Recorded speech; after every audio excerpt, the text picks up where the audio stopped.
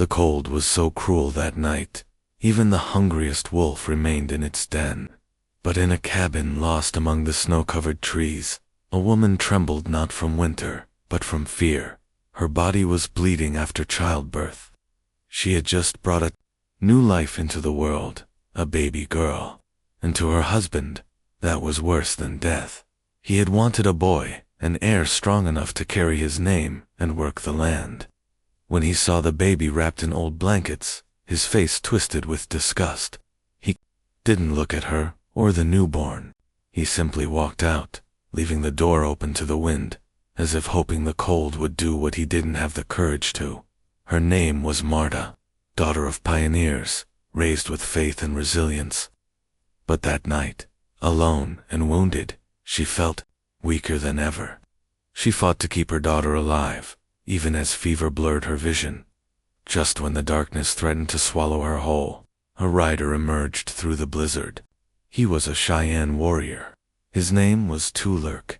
He didn't say much. He just looked at her, wrapped her in warm furs, and lifted her as if she were his own. He didn't ask about her husband. He didn't need to. He had seen enough pain to recognize when a woman had already suffered too much. What began as a rescue would soon become a struggle for dignity, love, and a new life in the wild. Before we begin, don't forget to subscribe. We're just getting started, and your ideas and support mean everything. Leave us a comment with any suggestions. We're here to grow with you. Now, let's continue with the story. The sun had barely risen above the hills when Marta Cooper already had her hands cracked from the cold and the soil. Her workday started before the roosters crow and ended long after the last sip of cold coffee in her cup. Around Drake Halloween, a dusty settlement lost in the nothingness of Wyoming territory, there was no room for weaknesses, especially not for a woman alone.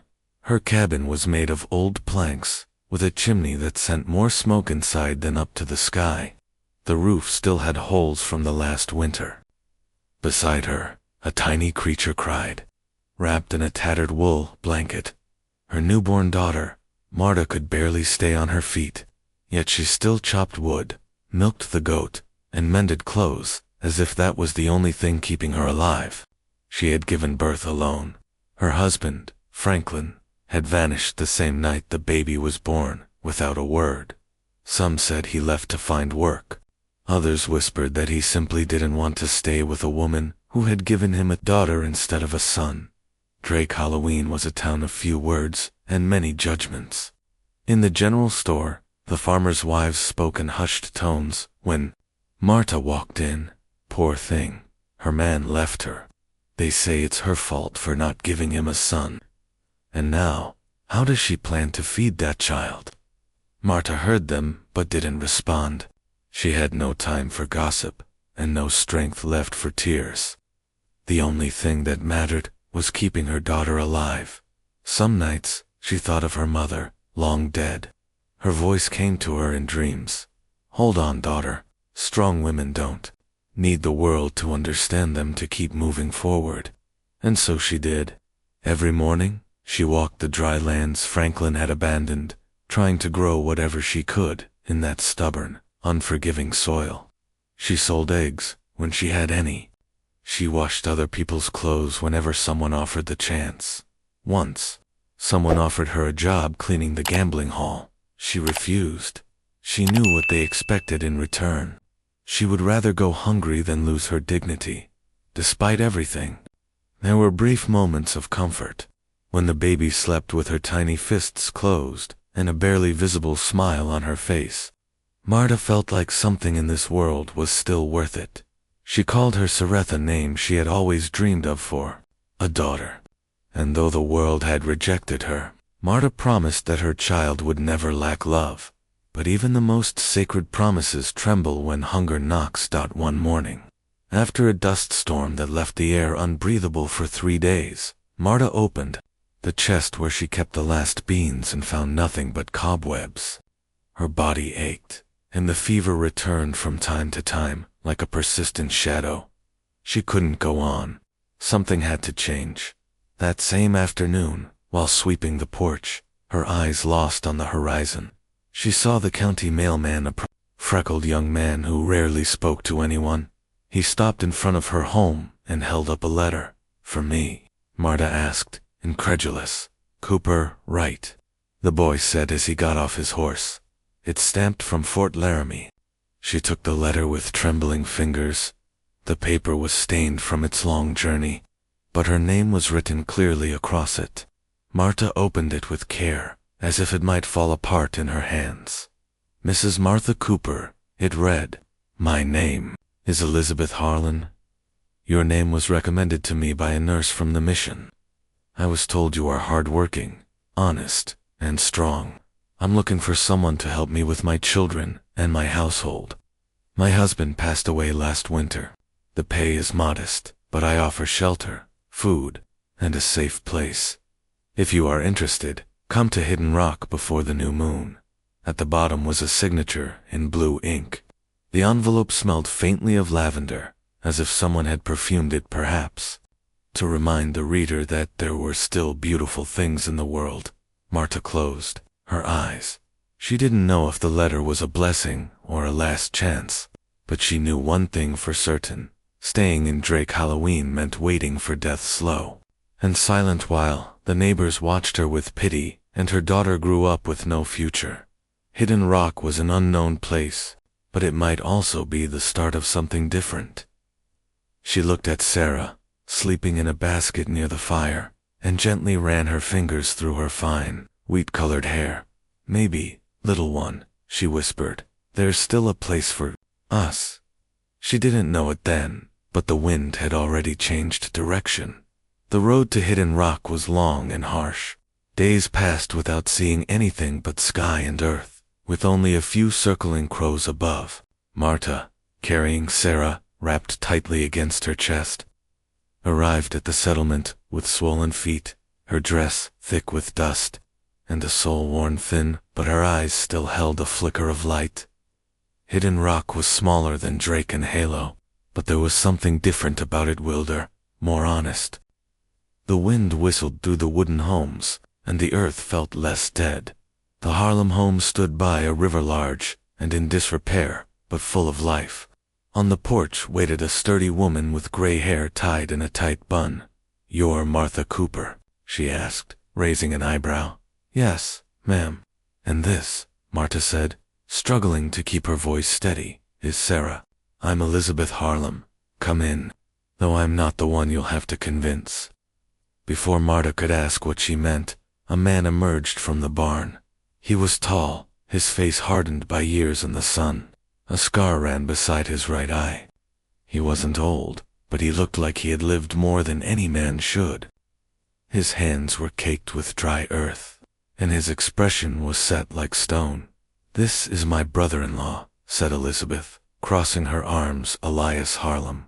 He's been running the ranch since my husband passed." Elias said nothing. He just looked Marta up and down, then glanced at the baby. His brow furrowed deeply. "I don't need another burden in this house," he muttered at last, each word sounding like it hurt to say. Marta clenched her jaw. "I didn't come begging," she replied. "I came looking for work. With a baby in tow." He scoffed. "How long before she gets sick and you drop everything?" A heavy silence followed. From a nearby field, some children who had been fetching water stopped to stare. One whispered something to the other, and both giggled quietly. Marta stood straighter. "I can wash, cook, mend, milk, and rise before dawn. I don't need you to believe I'm capable. Just give me a corner to sleep in and a chance to prove it." Elizabeth stepped in, her tone stern. "That's enough, Elias. She traveled here alone, with a child in her arms. That says more than anything anyone around here could ever do." Elias snorted, spat on the ground, and turned back toward the field. "1 week," he said without looking at her. "That's all you've got. If after 7 days you're no use, you're gone." Marta met his gaze coldly. "Deal." The first few days were not easy. Elias spoke little, and when he did, it was to issue curt orders or criticisms. Not so salty, That's cut wrong. Don't waste water. Never a thank you. Never a kind glance. Marta, for her part, kept her head low, but her pride intact. She washed everyone's clothes, swept the barn, tended the pigs, cooked 3 meals a day, and every night she cradled Sarah with a soft lullaby, ignoring the piercing exhaustion that throbbed in her bones. The neighbors didn't take long to notice the arrival of the outsider with a baby. At church, some women eyed her with suspicion. At the general store, gossip flowed like desert dust. They say she came alone, that her husband abandoned her, and now she's living with a man. What a scandal. Harlem isn't the sweet type. Let's see how long that poor thing lasts. Marta pretended not to hear, but the whispers stung worse than the tiredness. Still, she didn't give up. One afternoon, while gathering firewood, Elias approached without looking at her. The stable needs fixing. You can sleep there with the child, better than the pantry. She nodded. Thank you. Don't get it twisted, he grunted. It's not a favor, he said. I just don't want to hear a baby crying in the middle of the night. Marta turned and looked him straight in the eyes. I'm not looking for compassion, Mr. Harlem. I just want peace and a place where my daughter won't go hungry. Elias lowered his gaze for a moment, then walked away without another word. That night, as the wind rattled the windows and the fire crackled softly, Marta made herself a silent promise. If that place didn't want her, then she would earn her place through hard work, through faith, and through the love that filled her just by. Looking at her daughter, what she didn't know was that the man with the hardened heart had already begun to see her differently, even if he hadn't accepted it yet. The days at Hidden Rock became a cycle of relentless routine. Early mornings, endless labor, and a silence that filled every corner of the house, as if words were more precious than bread. Marta and Elias shared the same roof, the same hours, the same land, but little else. He ate in silence, eyes fixed on his plate. She spoke only when necessary, always respectfully, but never warmly. On the outside, they looked like two strangers forced to coexist. But beneath that surface, every small gesture left an invisible mark. Sometimes, while washing clothes at the river, Marta would watch him train the horses from afar.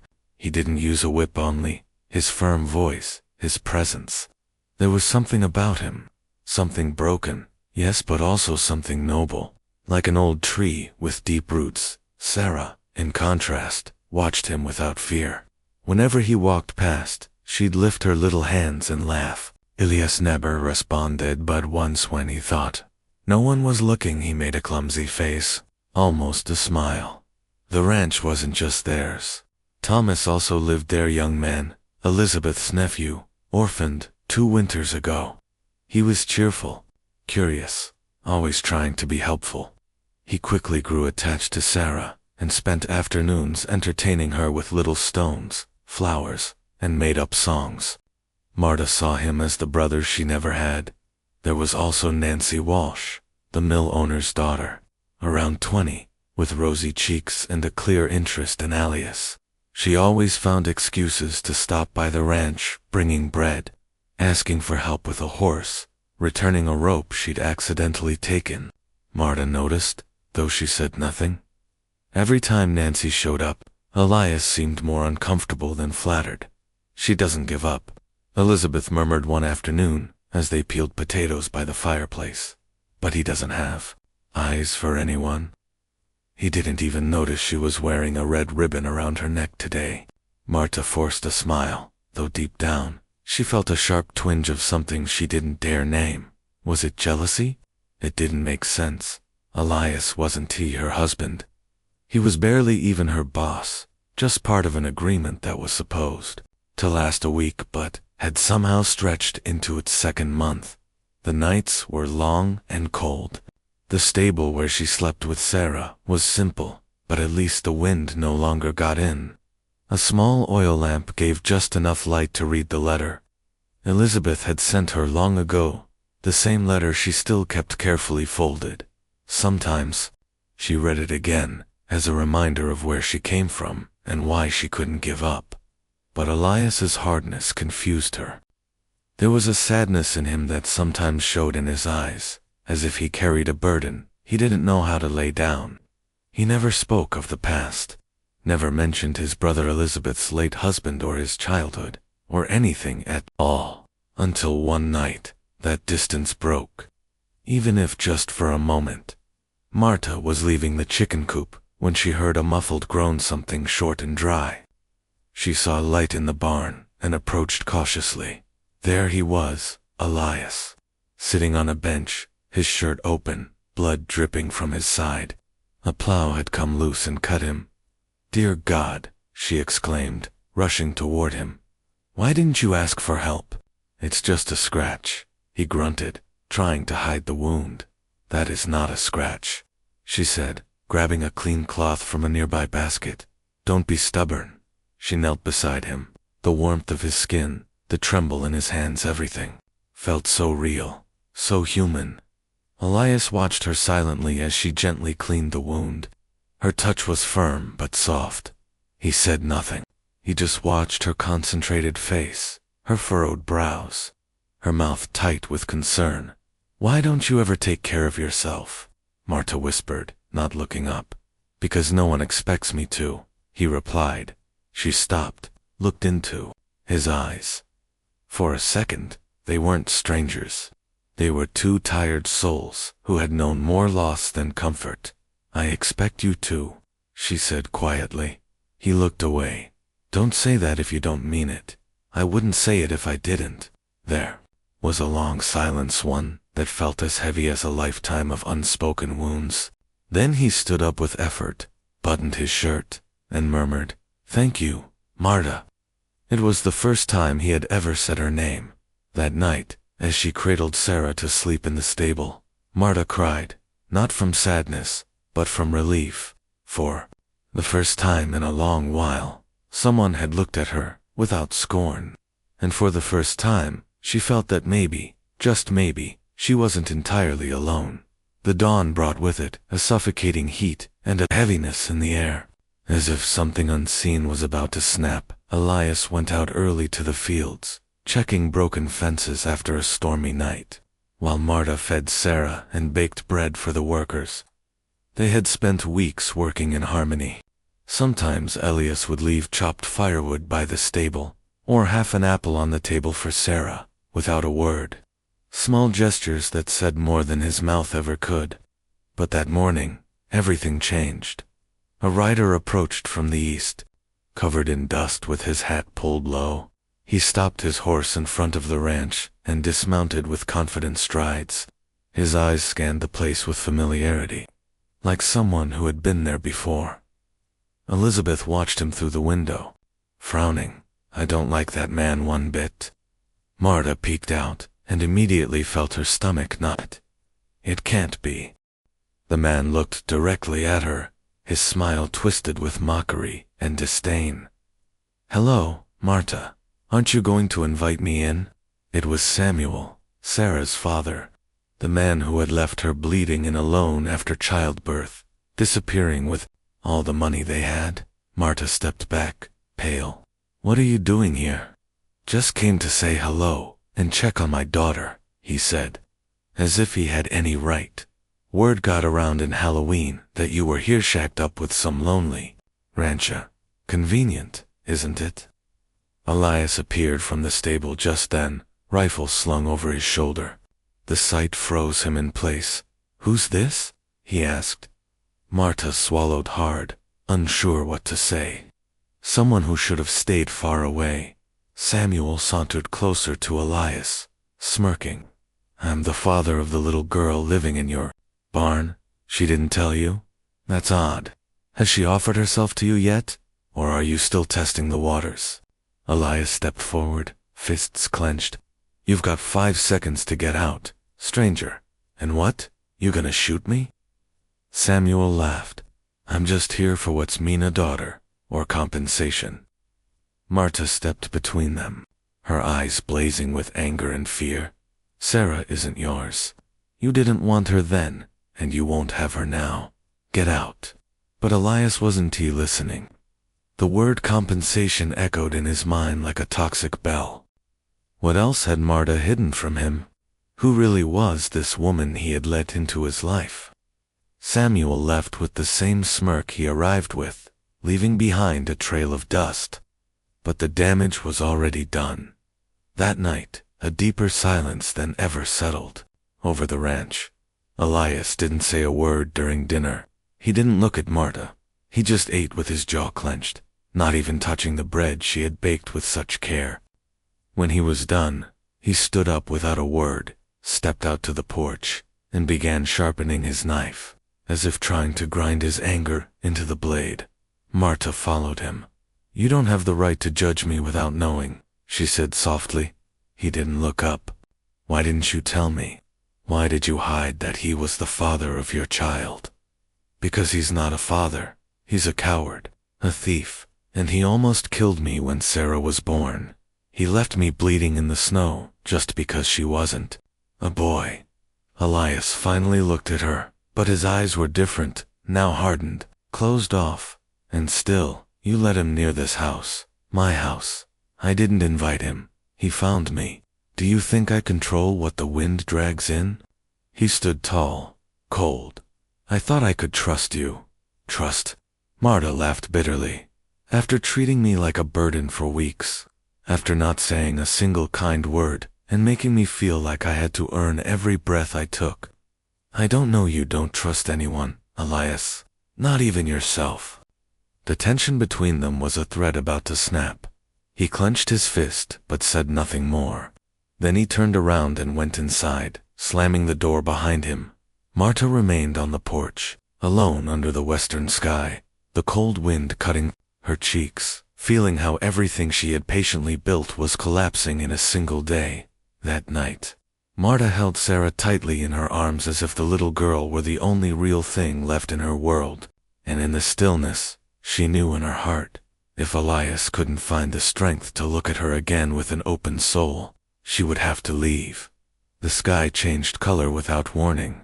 Black clouds gathered on the horizon, and a dry, searing wind swept across the ranch like a silent omen. The animals grew restless chickens, refused to leave their coop. Horses neighed nervously for no clear reason. From the porch, Elizabeth narrowed her eyes and whispered, "That storm isn't rain. It's dust." Elias already knew. He felt it in his skin, deep in his bones. He had lived through one just like it, years ago, when a cloud of red earth swallowed half the region. Dust like that could slice through lungs like razors, blind a horse, or even kill, if shelter wasn't found in time. He ran toward the stable, board up the shutters, cover the wells, keep the children inside. Marta was already moving.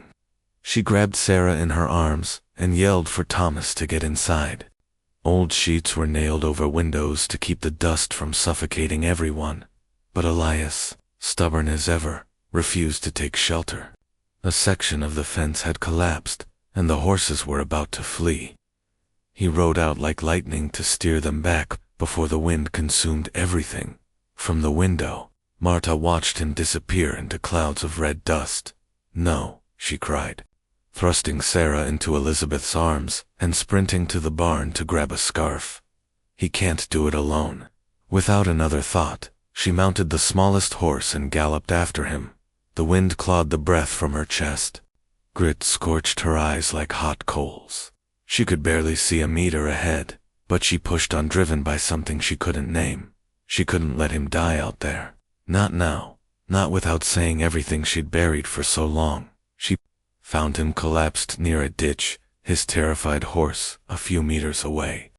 Blood streamed down his forehead, and one leg was pinned beneath a fallen beam. Elias. She screamed, jumping down from the horse, tying the scarf around her face. He looked up, barely conscious. "I told you not to come, and you never listen," she shouted back, her voice trembling with fury and fear. "You stubborn fool." She tried to lift the beam with all her strength, but it was too heavy. "I need a rope," she muttered, glancing around in desperation. She found one strapped to her horse's harness, tied it to a nearby trunk, and pulled with every ounce of strength she had as the wind howled like a starving wolf. The beam gave way at last, and Elias screamed in pain as his leg came free. "Hold on," she said, kneeling beside him. "We're getting out of here." With great effort, she helped him onto the horse. Elias leaned against her, groaning, his arm over her shoulders. He trembled from the pain, but didn't complain. The journey back was slow, nearly impossible, but they made it. Elizabeth opened the door just as the heart of the storm passed overhead. Inside, everything was dark, filled with wind and fear. Elias collapsed to the floor, gasping. Marta dropped beside him, her face streaked with tears and dust. "Why did you do that?" she whispered. "Why did you risk your life?" He didn't answer at first. He just looked at her with an intensity that hurt. "Because I thought, if something happened to me, it wouldn't matter," he said hoarsely. "I figured I'd already lived enough. But when I saw you coming for me, when I realized you still cared," his words faltered. She took his hand. "Of course I care.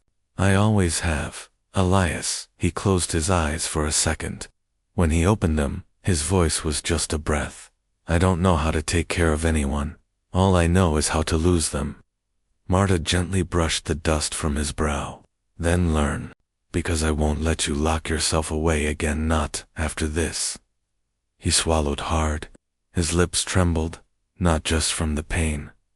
"I want to try," he said at last, "but I don't know if I'll get it right." "Neither do I," she replied softly, "but we don't have to figure it out alone. Just don't push me away anymore." The silence that followed wasn't empty. It was full of everything they hadn't said, but now understood. Their eyes met and held, beyond fear, beyond pride. There was no kiss, no promises, only that suspended instant where two broken souls recognized each other. Outside, the storm kept roaring, but inside the ranch, time had stopped. The ranch slowly began to recover, but emotional wounds took longer. Elias limped through the days, quieter than ever. Marta kept to her routine, though deep inside, everything felt on the verge of crumbling. For days, they barely spoke. Sarah played on the porch with a rag doll. Elizabeth and Thomas tried to pretend nothing had changed. That night, he held Sarah in his arms as if she were the only real thing he had left. And in his heart, he knew, if he couldn't find the courage to look at her again with his soul laid bare, he would have to leave. The sky changed colors without warning. Dark clouds began to gather on the horizon, and a dry wind swept across the ranch like a warning. The animals grew restless, the chickens wouldn't leave the coop, and the horses neighed for no apparent reason. Elizabeth looked westward from the porch and murmured, "That storm's not rain. It's dust." Elias already knew. He could feel it in his skin, in his bones. He'd lived through one before, years ago, when a cloud of dirt swallowed half the region.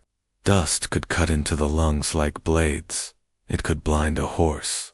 It could kill if you didn't find shelter in time. He ran toward the stable.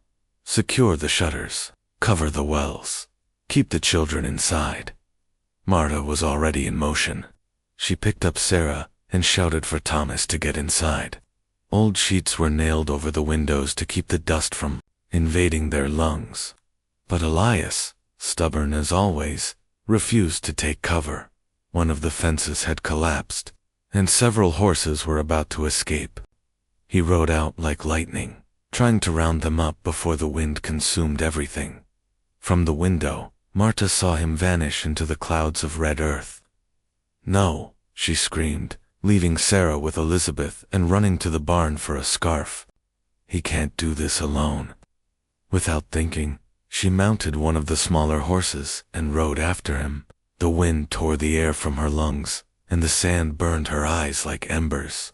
She could barely see a meter ahead, but she kept going, driven by something she couldn't explain. She couldn't let him die out. They're not after everything. Not without telling him what she had held in for so long. She found him collapsed near a ditch, his horse frightened a few meters away. Blood streaked his forehead, and one leg was pinned beneath a fallen beam. "Elias!" she shouted, dismounting and covering her mouth with the scarf. He barely lifted his head. "I told you not to come, and you never listened to anyone," she snapped, furious and afraid. "You're so damn stubborn." She tried to move the beam with all her strength, but it was too heavy. "I need a rope," she muttered, looking around desperately. She found one on the horse's harness and tied it to the nearest tree. With the wind howling like a starving wolf, she pulled with all she had. The beam gave way, and Elias cried out in pain as his leg was freed. "Hold on," she said, kneeling beside him. "We're getting out of here." With difficulty, she helped him onto the horse. Elias held on with one arm around her shoulders, shaking from the pain but never complaining. The way back was slow, nearly impossible, but they made it. Elizabeth opened the door and helped them in just as the heart of the storm swept over the ranch. Inside, everything was darkness, wind, and fear. Elias collapsed to the ground, gasping. Marta knelt beside him, her face streaked with tears and dust. "Why do you do this?" she whispered. "Why do you risk yourself like this?" He didn't answer at first. He just looked at her with an intensity that hurt. "Because I thought, if something happened to me, it wouldn't matter. That I'd lived enough." His voice broke. "But when I saw you coming for me, when I knew you still cared." The words didn't come easily. She took his hand. "Of course I care. I've always cared, Elias." He closed his eyes for a moment.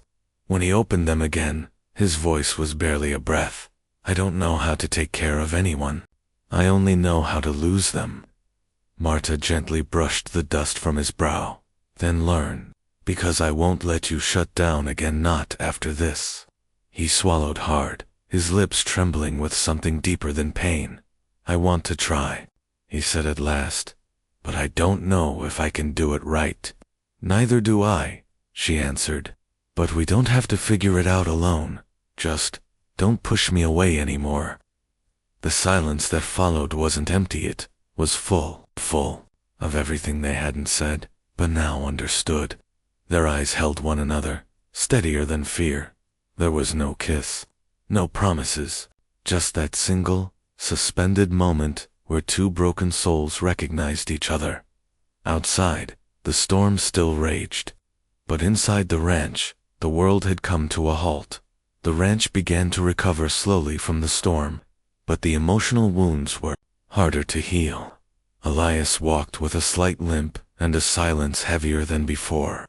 Marta tried to resume her routine, though inside, everything felt close to collapse. 4 days, they barely spoke. Sarah played on the porch with a rag doll, while Elizabeth and Thomas tried to pretend they didn't feel the thick tension in the air. That's when Raymond Kella arrived. "Would you like me to continue translating the next part?" He had let her go and he couldn't take it anymore. Raymond had organized a formal dinner at his house in Dodge. Several families were invited. It wasn't officially announced, but everyone knew that evening would serve as Marta's presentation as his future wife. She stared at herself in the mirror for a long time. She looked presentable, her hair neatly done, wearing a blue dress that wasn't hers, and her hands soft for the first time in months. But inside, she felt incomplete. She felt nothing. Sarah, sitting quietly on the bed, played silently with her doll. "We're not going back to the ranch, are we?" she asked, in a small voice. "No, my love," Marta replied. "We'll be better off here with soft beds and new dresses." Sarah didn't answer. She clutched her doll tightly.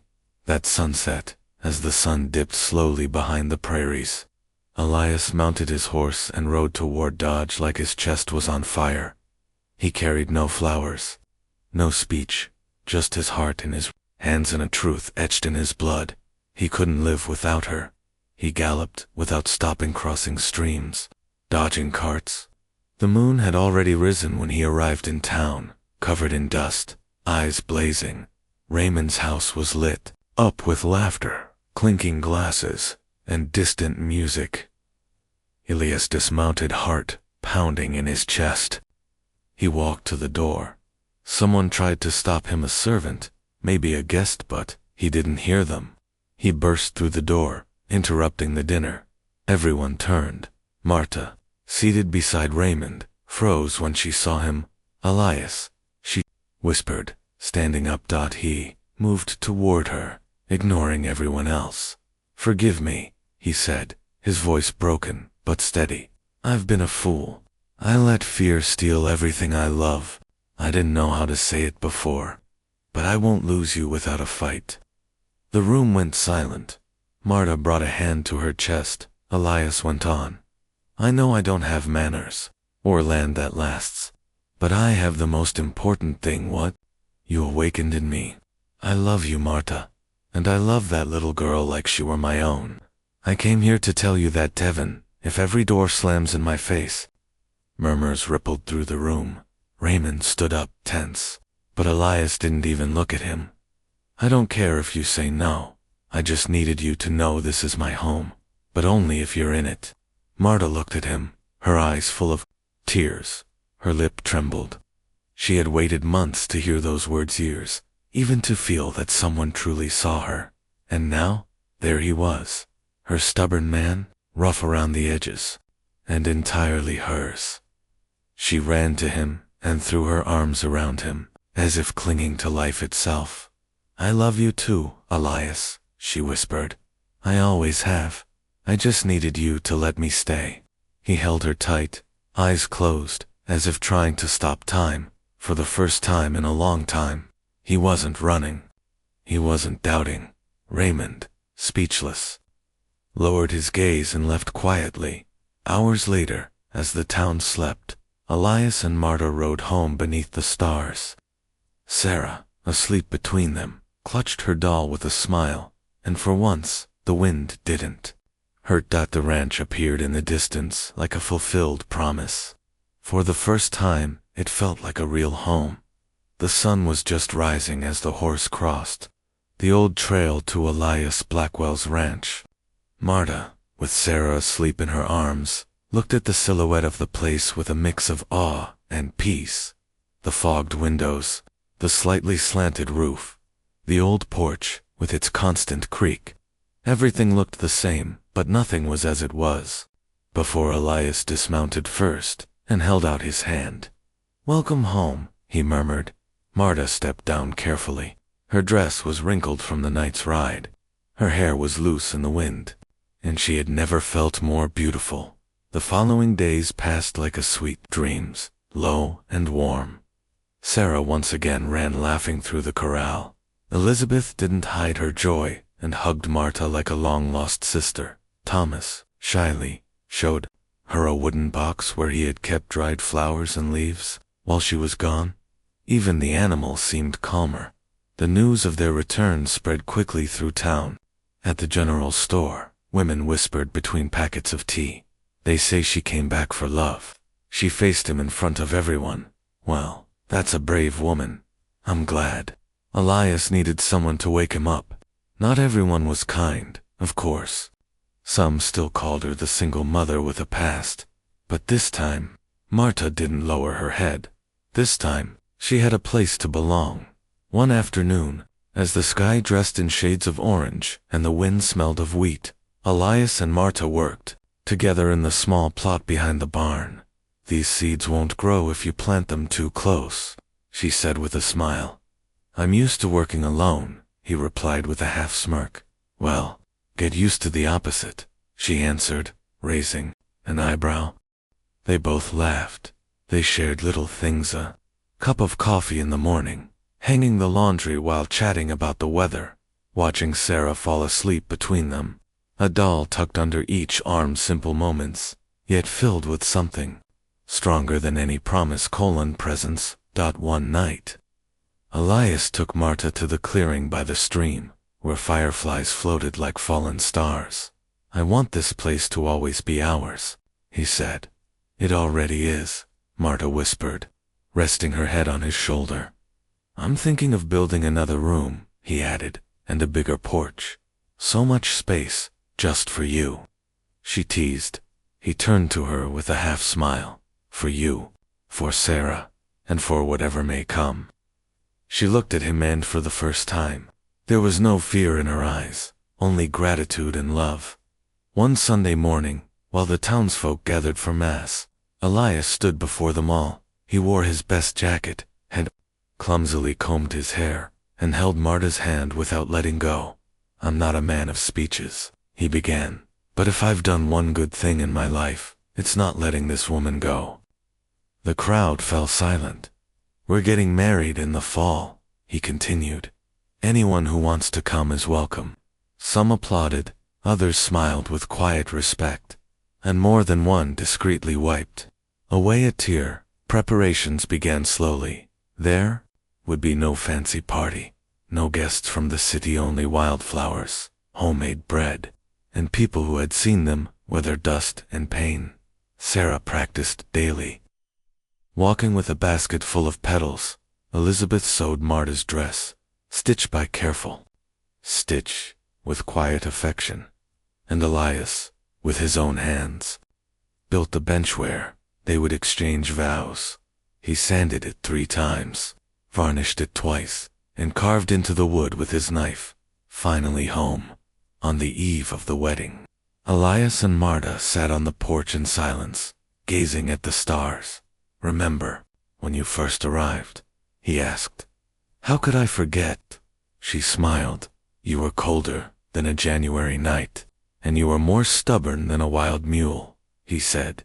They laughed, then looked at each other. "Thank you for staying," he finally said. She took his hand without looking away from the sky. "Thank you for making this my home." And so, as the wind gently rustled the trees, and the night wrapped around them, Elias kissed her softly. It wasn't a desperate kiss of fire, it was a kiss of promise, of roots planted, of a shared future, and this time, she wasn't going anywhere. After all the dust, the struggle, and the pain, Elias and Marta had found something that couldn't be measured in land or wealth, a home built on love, respect, and patience. She, who arrived scarred by rejection and loneliness, had learned to open her heart without fear. He, who had lived trapped in pride and silence, had discovered that true strength was found in vulnerability. Together, they created a refuge, not just to live, but to heal, where every glance, every touch, every burst of Sarah's laughter was proof that it had all been worth it. This story isn't just about love won against the wind and storm. It's a reminder that sometimes a true home isn't a place, but a person who accepts you zoned, makes us feel whole. Because when someone truly sees us, we realize that no wound is impossible to heal, and that certainty, that hope, is what kept them standing strong. Because this time, she didn't leave. Here, she found her place, and her at last she was happy.